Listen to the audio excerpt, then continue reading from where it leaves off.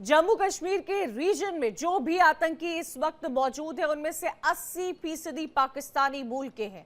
इसका मतलब यह है कि पाकिस्तानी आर्मी और आईएसआई घाटी में आतंकी साजिशों से बाज नहीं आ रही है। पाकिस्तान लगातार कश्मीर में आतंकी भेज रहा है, नए नए इलाकों में हमले को अंजाम देने की कोशिश कर रहा है। हालांकि कश्मीर की आवाम शांति चाहती है, नए कश्मीर में बदलाव और विकास के साथ खड़ी हुई है। आर्मी चीफ के मुताबिक 2024 में सिर्फ 4 कश्मीरी युवा आतंकी गुटों से जुड़े हुए थे, जिसका मतलब यह है कि कश्मीर के लोगों ने पूरी तरह से आतंकवाद को खारिज कर दिया है। लेकिन सवाल यह उठता है कि खुद आतंकी की भट्टी में दफन हो रहा पाकिस्तान आखिर कब सुधरेगा? आईएसआई की कश्मीर में जारी नापाक साजिशें कब बंद होंगी? जम्मू कश्मीर के नए नए इलाकों में आतंकी घटनाओं पर कैसे लगाम लगेगी? 2025 में भारतीय सेना बॉर्डर पर कैसे आतंक के खिलाफ एक्शन लेगी? क्या पाकिस्तान के आतंक अड्डों पर एक बार फिर से सर्जिकल स्ट्राइक की जरूरत है? एलएसी पर धीरे धीरे हालात सामान्य हो रहे हैं, लेकिन पाकिस्तान के साथ अब बांग्लादेश बॉर्डर भी सेना के लिए चुनौती बन गया है। सीमाओं को सुरक्षित रखने के लिए सेना की क्या रणनीति होगी? इन तमाम मुद्दों पर अपने मेहमानों के साथ चर्चा करेंगे, लेकिन उससे पहले आपको सुनाते हैं कश्मीर में आतंकवाद को लेकर आर्मी चीफ ने क्या कुछ कहा, सुनिए। As of now, we have inducted 15,000 additional troops in year 2024. And that is why you will find that the violence level has gone down, where we have been able to neutralize 73 terrorists, out of which 60%, like I told you, were Pakistan terrorists. The elections, if you see, the elections, the parliamentary elections, state assembly elections, both had nearly 60% plus minus voting. It means that as far as the local population is concerned, local population is going with the peace. The recruitment was only 4 for year 2024. That is negligible.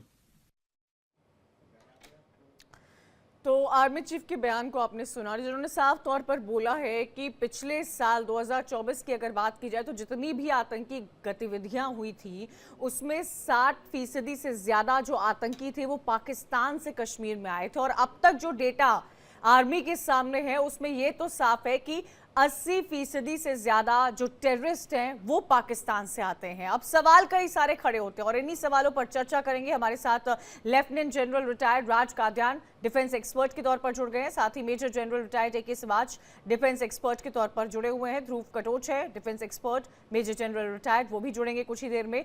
ए के सिवाच जी से मेरा सवाल है सीधा तौर पर, और मैं ये समझना चाहूंगी कि सर इन सब के बीच में कई ऐसे सवाल हैं जो सामने निकल कर आए हैं। राज कादियान जी, स्वागत है आपका हमारे शो में। एक तो एलएसी को लेकर बात सामने आ रही है, दूसरी पाकिस्तान के आतंकियों का स्टैक सामने आ रहा है। सबसे पहले तो मैं ये समझना चाहूंगी कि हालांकि ये बोला गया है कि जो स्थिति है वो सेंसिटिव है लेकिन स्टेबल भी है एलएसी को लेकर, उसके क्या मायने हैं? पिछले साल हमने देखा था कि जब एक बार फिर से एलएसी को लेकर हालात सामान्य होने लगे थे, इंडिया की तरफ से, चाइना की तरफ से साझा स्टेटमेंट शेयर किया गया था और अपनी अपनी बातें प्लेटफॉर्म पर रखी गई थी, उससे एक पॉजिटिव इंपैक्ट तो जरूर देखने को मिला था। लेकिन इस वक्त की स्थिति क्या समझ आ रही है?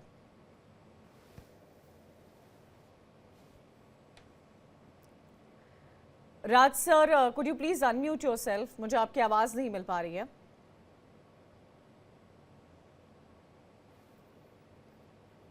नहीं, मुझे आपकी आवाज नहीं मिल पा रही है सर।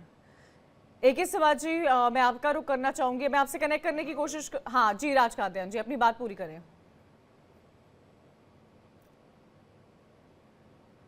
चलिए उनसे जुड़ने की कोशिश करेंगे। ए.के. शिवाजी जी, इस वक्त अगर एलएसी की स्थिति देखी जाए तो कैसी नजर आ रही है आपको? पाकिस्तान को लेकर तो कई सारे सवाल है, लेकिन अगर हम इंडिया चाइना की बात करें, पिछले साल हमने देखा था जब मुलाकातें हुई थी भारत और चीन के बीच में तो जॉइंट स्टेटमेंट जारी किया गया था। उसके बाद एलएसी पे जो हालात है वो कहीं ना कहीं एक तरह से सामान्य नजर आ रहे थे, लेकिन ये कहना कि सेंसिटिव बट स्टेबल क्या दर्शाता है? क्या ट्रूप्स वहां से हटाए गए हैं? क्या आने वाले समर्स में वहां से ट्रूप हटाए जाएंगे?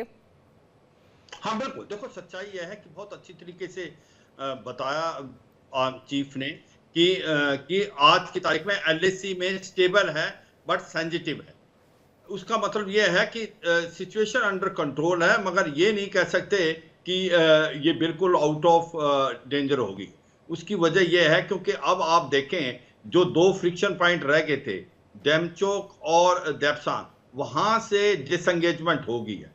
मगर अभी भी जो डी इंडक्शन होनी है और डी एस्केलेशन होनी वो अभी भी नहीं हुई है। इसका मतलब 60 से 70,000 ट्रुप्स दोनों तरफ के वहीं पर बैठे हुए हैं और उनके पास हैवी इक्विपमेंट भी है, स्पेशली जिस प्रकार